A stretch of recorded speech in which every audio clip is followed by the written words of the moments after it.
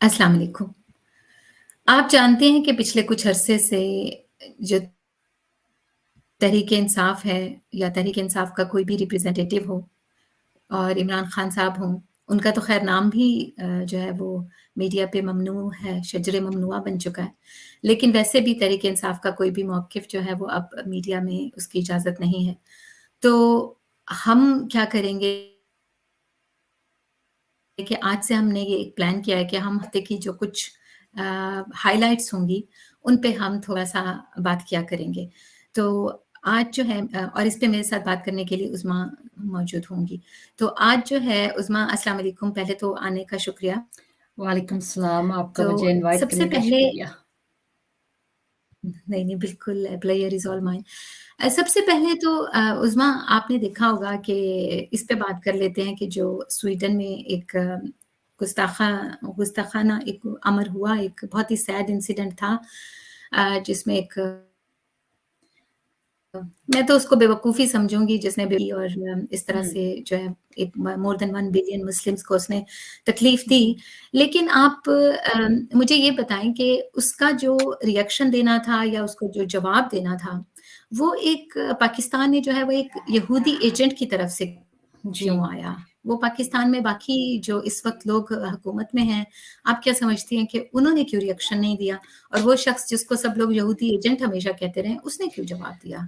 बात ये है कि जिन्होंने रिएक्शन जिनको देना चाहिए था, उन्होंने इसलिए नहीं दिया क्योंकि वो तो पूरी दुनिया में अपने आप को लिबरल साबित करने की आपको पता है, वो पोर्ट्रे करते हैं कि हम लोग लिबरल हैं और ये जो यहूदी एजेंट है, ये जो है ये बहुत तंग ज़हन का मालिक है। तो हम अगर इनकी इनके नज़दीक लिबरल होने का मतलब है कि दीन से आप दूरी इख्तियार कर लें।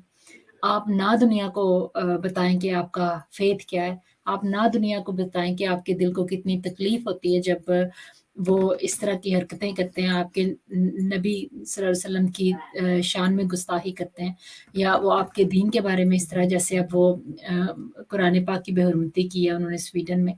तो ये वाली बातें करना ही नहीं चाहते क्योंकि ये दूसरे मुल्कों की नज़रों में ये जो लिबरल बन रहे हैं ना, तो जहाँ तक खान साहब की बात है, 96 से इन लोगों ने वो फजलुर रहमान को लगाया इस चीज़ के पीछे कि इसको यहूदी एजेंट साबित करो। इतने साल हो गए इस चीज़ को। तो जब मैदान अमल आया, तो वही यहूदी एजेंट वही था ना जिसने यूएन में खड़े होके तो उनको बताया कि इस्लामोफ़ोबिया क्या चीज़ है।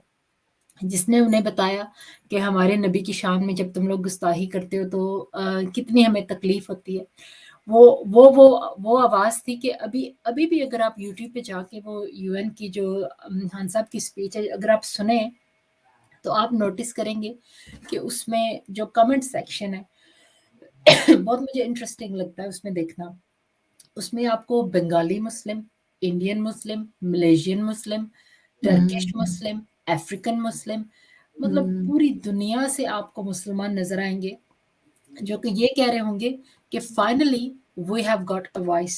हमें भी कोई मिला है, हमारा भी कोई जो कि हमारे सिर्फ़ वो मज़हब के हक़ में सिर्फ़ पाकिस्तान का नहीं, पूरे जी, एग्ज़ैक्टली। मुसलमानों का, और पूरी ऐसे उम्मत लगा कि मुकद्दमा जैसे लगा। मुस्लिम दुनिया को एक लीडर मिल गया। एक बिल्कुल, स्ट्रॉन्ग बिल्कुल। वॉइस मिल गई है जो कि दुनिया को बता सकती है स्ट्रॉन्ग क्योंकि खान का माशाल्लाह उसका स्टैचर दुनिया के अंदर ऐसा है कि वो कोई बात करे तो उसकी कोई अहमियत है। तो उसने फिर अपने अमल से साबित किया कि असल यहूदी एजेंट जो है वो कौन है? वो यही सब लोग हैं जो उसको और साबित देखिए करने की कोशिश बिल्कुल, और आप देखें कि जब लोग निकले, लोगों ने अपने आप ये भी एक बात है कि इस पे भी बात हो रही थी कि बाहर निकलना चाहिए, नहीं निकलना चाहिए, अपनी सेफ्टी को सामने रखना चाहिए या निकलना चाहिए, क्योंकि अगरचे ये था तो नॉन पॉलिटिकल, लेकिन आपको मालूम है कि क्योंकि ज़ाहिर है कि मोस्टली जो लोग निकले, बल्कि मोस्टली क्या है 100% जो लोग निकले उनका एक ज़ाहिर है जमात से ताल्लुक है, तो हुँ, वो यानी उनको वो हो रहा था कि निकलना चाहिए, नहीं निकलना चाहिए, सेफ्टी, लेकिन लोग निकले, लोगों ने खौफ के बुत भी तोड़े और फिर पाकिस्तान में क्या आवाज़ें बुलंद होती रहीं कि पाकिस्तान का मतलब क्या? ला ला इलाहा इलाहा इल्लल्लाह। तो इल्लल्लाह। पाकिस्तान में जो जो अल्लाह का कलमा है, जो हमारा कलमा-ए हक है, वो हुँ। किसकी वजह से गूंजता रहा? हाँ जी, वही वही बात आ जाती है ना कि इन्होंने कि वो 9 मई के बाद जो खौफ व हिरास फैलाया हुआ है लोगों में, लेकिन इनको शायद इस बात का अंदाज़ा नहीं है कि जब दीन के ऊपर बात आती है, वैसे भी वो खौफ के बुत जो है वो कितनी देर तक कायम रहेंगे? 2 महीने तो हो गए हैं इनको वो कोर कमांडर हाउस को जिन्ना हाउस में कन्वर्ट करके तो तमाशा लगाया हुआ है। हर वक़्त किसी न किसी यूट्यूबर को, टिकटॉकर को उधर लेके जाते हैं और वो जाके खड़े होके इज़हार अफ़सोस कर रहे होते हैं। मतलब अब क्या बंदा कहे इनसे? तो ये खौफ का बुत टूटना ही था, कितनी देर कायम रहना था। तो उसके बिल्कुल। बाद ज़ाहिर है हमारा अपने दीन के साथ इस तरह का रिश्ता है, हमारा इस तरह का ताल्लुक है, हमें हमारे दिलों को तकलीफ़ होती है। ये सियासी चीज़ तो नहीं थी, लेकिन अगर आप एनालाइज़ करें पिछले चंद सालों में कि चाहे वो दीन का दिफ़ा हो, चाहे वो मुल्क का दिफ़ा हो, वो सारे लोग जो करते थे ग्लोबली और नेशनली भी चाहे इंडिया के सामने खड़ा होना, चाहे वो सारे जो लोग हैं, they happen to be the followers of Imran Khan. और हाँ, और बिल्कुल मुझे इससे ये भी याद आया कि आपको याद होगा कि जब इमरान खान साहब की हुकूमत थी, तो फ्रांस में इस तरह का कुछ हुआ था। तो क्या कहा गया था कि फ्रांस के सफ़ीर को निकालो हाँ जी। और ज़िंदगी जो है उस वक़्त मुश्किल कर रखी थी। अभी वो लोग भी आपको कहीं नज़र हाँ नहीं आ जी, रहे। वो वो लोग भी वो डोरमेंट तो हैं, उन लोगों का तो हमें पता ही है ना कि वो चांदी की कहाँ से चिड़िया में। कंट्रोल होते हैं, कौन उनको कंट्रोल करता है। उस वक़्त चलते फ्रांस का सफ़ीर था ही नहीं हमारे मुल्क में और इन लोगों हुँ, ने क्या तमाशा बनाया और ये सड़कों पे निकल के तो क्या-क्या इन्होंने तमाशे किए। लेकिन अब खामोश, जैसे ही हार हुँ, निकाल दी है कि फ्राइडे को प्रोटेस्ट होगा, तो हुँ, वो सो कॉल्ड वज़ीर-ए-आज़म भी निकल आया अपने बिल से बाहर। और बाकी जो सारे हैं वो भी उन्होंने भी आके ऐलान कर दिया कि ये लोगों की नज़रों में हमारी मुनाफ़िकत कुछ ज़्यादा ही थोड़ी एक्सपोज़ हो गई है, तो हम लोग भी just jump on the bandwagon और हम लोग भी कर लें। तो ये अच्छा है कि चलिए नीयत जो है उसमें वो एक मैटर और बात करती है। जी। हाँ, बिल्कुल, बिल्कुल, सही बात। अच्छा एक और बात मुझे ये बताएँ कि ये तो एक बात है कि इस वक़्त जो है वो डिजिटल मीडिया का दौर है और इसमें जो भी आपके गैजेट्स होते हैं, स्मार्टफ़ोन हो, लैपटॉप हो, वो बहुत ज़रूरी हैं। तो अगर नवाज़ शरीफ लैपटॉप या उसने अपनी स्कीम निकाली और फिर अब ज़ाहिर है कि उनके जानशीन हैं शहबाज़ शरीफ, वो उन्होंने अगर मरियम के कहने पे हेल्थ कार्ड को बंद कर दिया है और लैपटॉप स्कीम जो है वो दोबारा से लिया है, तो इसमें हर्ज क्या है? आप क्या कहती हैं? मतलब इसमें कोई हर्ज है? क्या फ़र्क पड़ता है? लोग तो इलाज करा ही लेंगे गवर्नमेंट अस्पतालों से। नहीं पहले नंबर तो पे तो ये बात है ना कि वो जो हेल्थ कार्ड था ना, मतलब एक फैमिली में जितने लोग हैं, उनको अगर बीमारी के ऊपर मतलब हमें भी तो अंदाज़ा है ना कि कितने अखराजात होते हैं और कितना प्रेशर पड़ता है एक फैमिली के ऊपर। तो पूरी फैमिली जो है वो सिक्योर थी इस बात के लिए कि किसी भी किस्म का कोई हमारा हेल्थ इश्यू होता है, तो वो रिज़ॉल्व होगा। तो ये लैपटॉप स्कीम जो कर रहे हैं, ये असल में इनके इनके पहले भी इन्होंने इसलिए शुरू की थी जब इन्हें पता चला था कि यूथ जो है वो काफ़ी हान की तरफ जा रही है।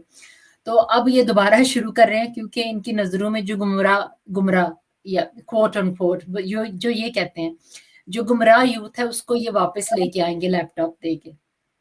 ये इनका नज़रिया है ना, ये इनकी पीछे थिंकिंग है। और जो हेल्थ हुँ, हेल्थ कार्ड था उसके पीछे आप थिंकिंग देख लें कि वो क्या थी कि स्कूलों में आप इस तरह की प्रोविज़न करें कि आपको ये लैपटॉप बाँटने की ज़रूरत ना पड़े, इस तरह की फैसिलिटीज़ हों और हेल्थ कार्ड की शक्ल में आप इतनी फैमिलीज़ की हेल्प कर दें कि उनके बजट के ऊपर इम्पैक्ट ना हो, अगर कोई इनके घर में कोई हेल्थ हुँ, इश्यू हो। ये ना हो कि एक बंदे को हेल्थ इश्यू बने और सारा खानदान जो है वो सड़क के ऊपर आ जाए, उस बीमारी को टैकल करते बिल्कुल। करते। ऑनेस्टली स्पीकिंग जो हेल्थ कार्ड का है मतलब उसमें कोई शक नहीं है कि वो एक रेवोल्यूशनरी चीज़ है और लोग इससे फ़ायदा उठाते हैं। लेकिन मुझे इसका थोड़ा-सा यूँ कहें कि अहमियत का अंदाज़ा उस वक़्त भी ज़्यादा हुआ कि जब हम एक स्पेस में थे और बात तो स्पेस का कुछ टॉपिक तो कुछ और था, लेकिन एक वहाँ पे एक लड़का आया, उसने स्पेस जॉइन किया और उसने कहा कि ये 9th मई का जो फ़ॉल्स फ्लैग था उसमें मैं अरेस्ट हो गया और उसने कहा कि जब मैं अरेस्टेड था तो मेरे फ़ादर को हार्ट अटैक आ गया। हुँ, तो उसने कहा कि जब मुझे मैं रिलीज़ हुआ और मैं अपने फ़ादर को मिली हॉस्पिटल में, तो उस वक़्त तक उनकी ये असम्पशन थी कि ये हेल्थ कार्ड पे उनके फ़ादर का इलाज हो हुँ, जाएगा। लेकिन हुआ क्या कि उनको डॉक्टर्स ने कहा कि वी आर रियली सॉरी, लेकिन प्रॉब्लम ये है कि हेल्थ कार्ड जो है अब वो रोल बैक हो रहा है। तो आपके फ़ादर का इलाज जो है वो हेल्थ कार्ड पे नहीं हो पाएगा और अब आपको 7-8 लाख जो है वो लगेंगे उनके स्टेंट वग़ैरह डलने। और ये बात करके वो लड़का लिटरली स्पेस में रोया। अंदाज़ा लगाएँ। तो लिटरली वो रोया और आप सोचें कि फिर जो बाकी लोग भी थे, उनको भी एकदम से मतलब यानी कैसी फीलिंग आई। तो तब अंदाज़ा हुआ कि ये वाक़ई जिस पे गुज़रती है और जो इसमें है, वही समझते हैं कि ये क्या है। जी, बिल्कुल ऐसे ही। लेकिन मुझे एक बात बताएँ कि ये ऐसा इनके मतलब मैं सोच ये रही हूँ कि इनके माइंड में क्या चल रहा होता है? इनको भी तो पता है कि अगर ये कंटिन्यू करते, तो इनको दुआएँ भी मिलती, इनको लोगों की मतलब खुशनुदी भी मिलती। तो क्यों इन्होंने रोल बैक किया? क्या मतलब वो माइंड क्या है इनके इसमें? मैं समझने से कासिर हूँ। बस इन्होंने जो भी काम करना है, कोई भी काम जो है वो ऐसा नहीं करना कि जिससे लोगों को रियल बेनिफिट मिले और रियल इम्पैक्ट उनकी ज़िंदगी पे हो। इन्होंने बस वही काम करना है जिसकी वजह से ये शो ऑफ कर सकें। ये वो जैसे वो आज स्टोरी वैसे तो मैं इनकी न्यूज़ नहीं देखती लेकिन वो मेरी नज़रों से गुज़र रही थी कि कोई रोटियाँ बनाने वाला था और वो उसने शहबाज शरीफ ने उसको गले लगा के तो बड़ा उसको वेल डन कहा और क्योंकि वो उसने एक लैपटॉप की वजह से ही was able to complete his higher education. तो इस तरह की जो शोबाज़ियाँ हैं फिर वो नहीं ना इनसे होती, तो वो उस तरह का काम करते हैं कि they don't actually want to facilitate the poor. वो बस ऊपर-ऊपर हुँ, से शोबाज़ी कुछ हो जाए और गरीब जो है वो गरीब ही रहे और वो हाँ, अपनी हालात में इसी तरह फँसा रहे कि उसको इस बात का अंदाज़ा ही ना हो कि ये लोग मुल्क के साथ क्या कर रहे हैं। एग्ज़ैक्टली ये बात हाँ, बिल्कुल दैट्स ये बात एग्ज़ैक्टली हाँ। What they want to do. नहीं, ये बात वाक़ई आपकी बात बिल्कुल सेंस बना रही है कि ये चाहते नहीं हैं कि लोग अपनी रोज़ी-रोटी के चक्कर से और इस चीज़ से थोड़ा-सा बाहर निकलें, कि उनको ये शऊर भी हो कि ये हमारे कुछ हकूक भी हैं। हाँ जी। बिल्कुल, बिल्कुल, बिल्कुल जी। सही बात। और फिर दूसरी बात ये है कि इनको शायद ऐसे भी फैंसी अ, वो करने होते हैं प्रोजेक्ट जिसमें करप्शन भी बहुत आसानी से हो सकती है। हाँ जी, एग्ज़ैक्टली करप्शन का मार्जिन जैसे कि आपको पता है कि लैपटॉप वही जो लैपटॉप जो 20,000 का मार्केट में अब तो है 20,000 का कुछ भी नहीं मिलता। बैक इन द डेज़ हुँ, 20,000 का जो मिलता था वही लैपटॉप गवर्नमेंट जो है वो 50,000 का खरीद के तो स्टूडेंट्स को दे रही है। तो जो वो डिफरेंस है वो किसकी पॉकेट में जा रहा है? ये हमेशा एग्ज़ैक्टली। इसी तरह के इन्होंने काम करने होते हैं जिससे वो अपने ज़ाहिर है मोहल्लात जो बनाए हैं, जो पूरी दुनिया में जो है से मिस्टर सो कॉल्ड वज़ीर-ए-आज़म हैं, वो जो टीटियाँ उन्होंने लगाई हुई थी जिनका उनको सज़ा मिलने ही वाली थी लेकिन खैर से उनके ऊपर करम हो गया और उनको माफ़ी मिल गई सारे उनके गुनाहों की। तो ये इसी तरह की स्कीमों के थ्रू करते हैं ना ये लोग। बिल्कुल और देखें अगर वो ना बनाते लंदन में फ्लैट तो फिर वो जो एक उनकी आपने देखा है शहबाज शरीफ की वो सॉरी नवाज़ शरीफ की रोज़ाना एक वो कैट वॉक होती है। वो अपनी हुँ। स्टेयर से निकलता है और फिर कुछ कैमरामैन खड़े होते हैं और वो उनसे सवाल करते हैं, तो वो फिर कैसे मुमकिन थी? वो भी वैसे तो करनी मैं एक बात बताऊँ आपको जब मैं इनको देखती हूँ ना ऐसे, तो जब मैं देखती हूँ ना कि ये कैसे छुपते फिरते हैं अवाम से। अब मैं हुँ, एक लोअर मिडल क्लास बंदा हूँ। अगर मुझे मेरा कॉफ़ी पीने का दिल कर रहा है ना, तो कहीं भी जाके कॉफ़ी पी सकती हूँ। मतलब not to an expensive place लेकिन वेयर आई कैन अफोर्ड अल्हम्दुलिल्लाह। कोई हुँ, बंदा मुझे आके ये नहीं कहेगा कि चोर-चोर। इनकी श्योर। क्या ज़िंदगी है कि बंदे को इब्रत आती है कि ये बिलियनेयर्स हैं, कितने अमीर हैं, लेकिन गार्ड्स के बगैर ये एक कप कॉफ़ी का एन्जॉय नहीं कर सकते। जिधर भी जाते हैं लोग कैमरा लेके इनके मुँह के आगे पहुँच जाते हैं और चोर-चोर के नारे लगाते हैं। तो फिर ये जो चीज़ है ये इब्रत का मकाम है। ये कोई फ़ैसिनेट होने वाली चीज़ नहीं है। ये पता है क्या? ये आप सोच रही हैं। ये लोग पता है क्या सोचते होंगे? ये लोग तो इस चीज़ को एन्जॉय कर रहे हैं कि इनके आगे-पीछे नौकर हैं और ये कभी हैरेड्स में शॉपिंग कर रहे हैं और कभी पता नहीं बेंटली में बैठ रहे हैं। तो इनको वो देखें इज़्ज़त की परवाह उसको होती है जिसकी किसकी जो है वो इज़्ज़त-ए-नफ्स भी होती है। मतलब वो अवाम जिनके ऊपर इन्होंने सारी ज़िंदगी हुकूमत की है, नवाज़ शरीफ का जो और ज़रदारी का जो कैंसर है अल्लाह माफ़ करे, वो कोई थोड़ी टाइम तो नहीं हुआ ना ये पाकिस्तान के ऊपर तकरीबन मुसल्लत हुआ 4 हुआ है। 4 तो कितने आयाम डेकेड्स हो की। गए हैं इनको। 4 और तरह। वही अवाम जिनके ऊपर इन्होंने हुकूमत की सदियों, कितने सालों, तो उस अवाम का सामना नहीं ये कर सकते। आए ना बिल्कुल। ज़रा, अवाम में आएँ तो सही। इतना गुस्सा भरा हुआ है ना, स्पेशली हम जो ओवरसीज़ हैं, हमें ऐसे फ़ील होता था कि जैसे कोई ओनरशिप मिली है। जैसे वो कोई भी मौका होता था तो खान साहब जो हैं वो ज़रूर इस चीज़ को हाइलाइट करते थे। The plight of overseas Pakistanis, the contributions of overseas Pakistanis. अब हमें क्या मिल रहा है? अब हमें तमगे मिल रहे हैं जी, ये गद्दारे वतन, और इनको धर लो, जब ये आएँ तो एयरपोर्ट पे से इनको हुँ, पकड़ लो, और इनके साथ हुँ, ये करो, वो करो, ये मुल्क दुश्मन है, ये गद्दार हैं। सुभान हुँ। अल्लाह! ये भी दिन आना था कि हमें इस तरह की भी बातें सुननी पड़नी। हाँ, कि दफ़न होने आते हैं पाकिस्तान में।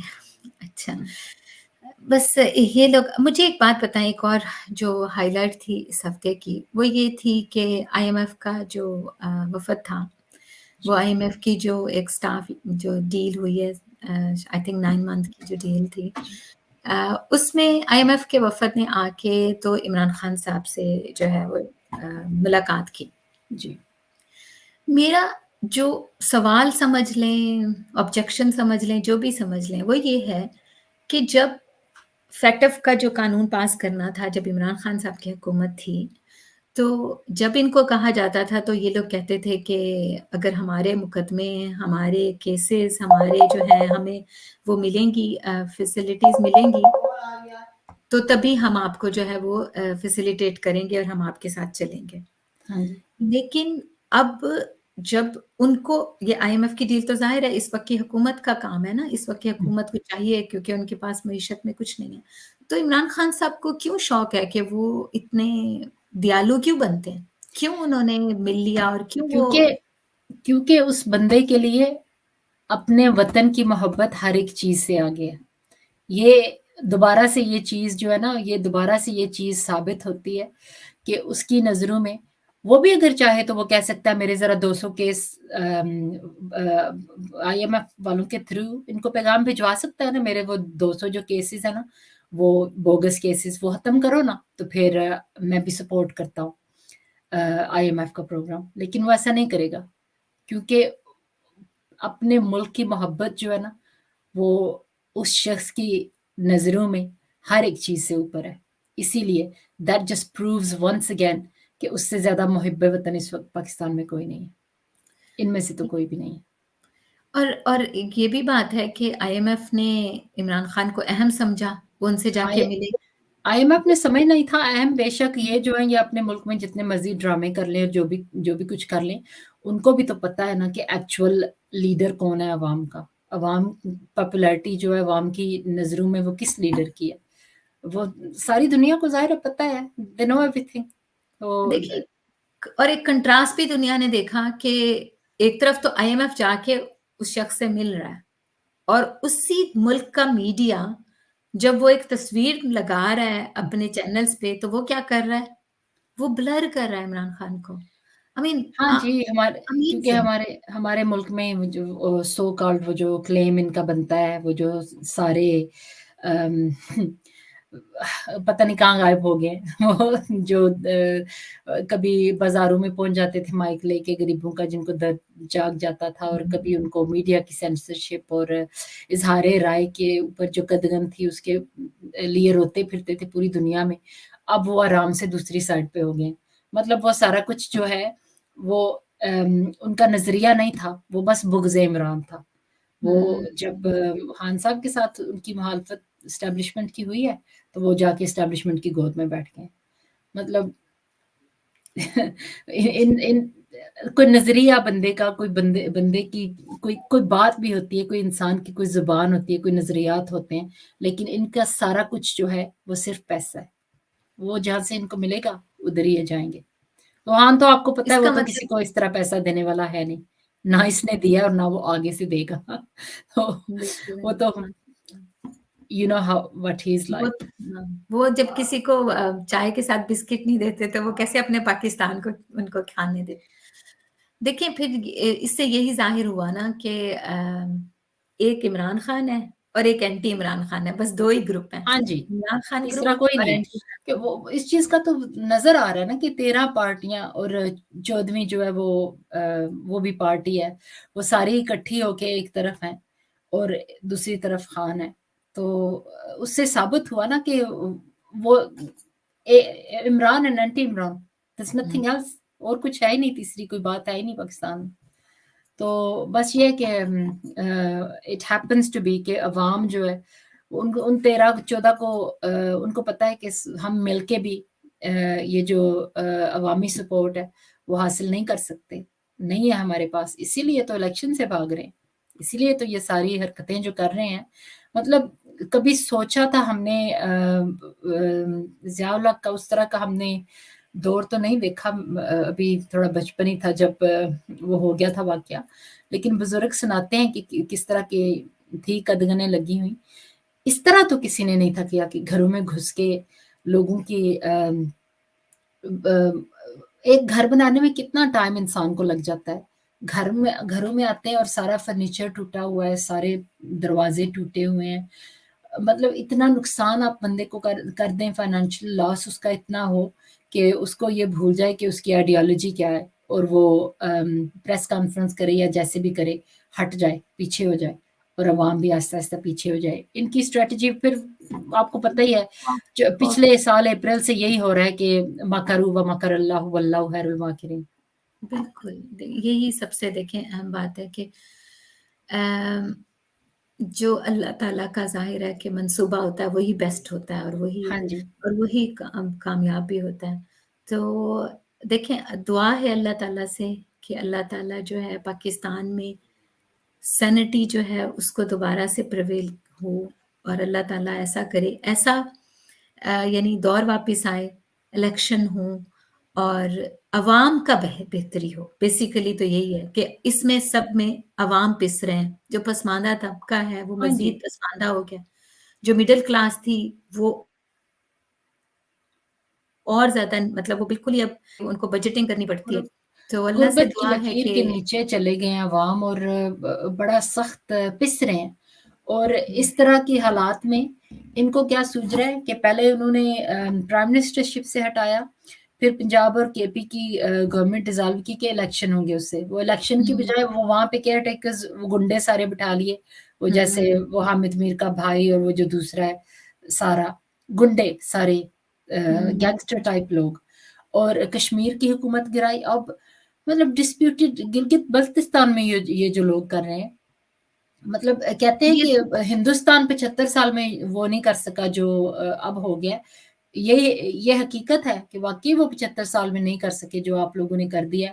वो तो बगले बजा रहे होंगे खुशी से हाँ, आपने कि पाकिस्तान का अब नाम ये लिया। इन्होंने खुद आके तो आज तक इंडिया ने तो कभी आज तक कश्मीर की असेंबली जो मकबूज़ा कश्मीर है क्या उनकी असेंबलीज़ कभी सील नहीं की आज तक।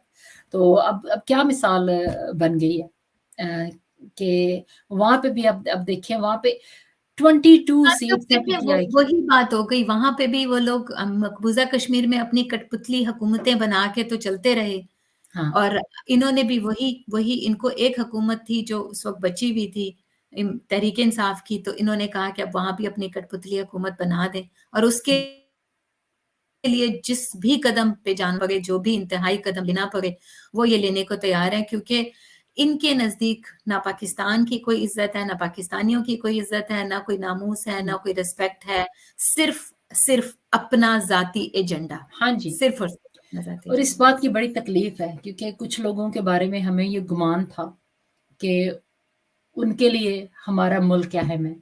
लेकिन बड़ी हुँ, इस बात की हमें तकलीफ़ है कि वो जो लोग हैं, उनका भी ये साबित हो गया कि उनको भी पाकिस्तान की कोई फ़िक्र नहीं है। उनको भी अवाम की कोई फ़िक्र नहीं है, उनके भी अपने वेस्टेड इंटरेस्ट हैं और वो उन्हीं की लुक आफ्टर करेंगे। वो चाहे हाँ, उनकी लुक आफ्टर करने के सिलसिले में उन्हें रेड कारपेट डाल के नवाज़ शरीफ को ही वापस लाना पड़े या ज़रदारी को पंजाब में से सीट्स देनी पड़े। मतलब आप सोच सकते हैं अपना कि अनाज पंजाब में मर्द पंजाब के लोगों ने जान छुड़वाई थी ज़रदारी बीमारी हुँ, से और ये हुँ। दोबारा उसको मुसल्लत करने की कोशिश कर रहे हैं। ये देखिए ये इनका प्लान है, ये इनकी ख़्वाहिश हो सकती है लेकिन इंशाअल्लाह हुँ, इंशाअल्लाह अवाम ऐसा इनको करने नहीं देंगे। हम हुँ, तो यही अल्लाह ताला से दुआ करते हैं।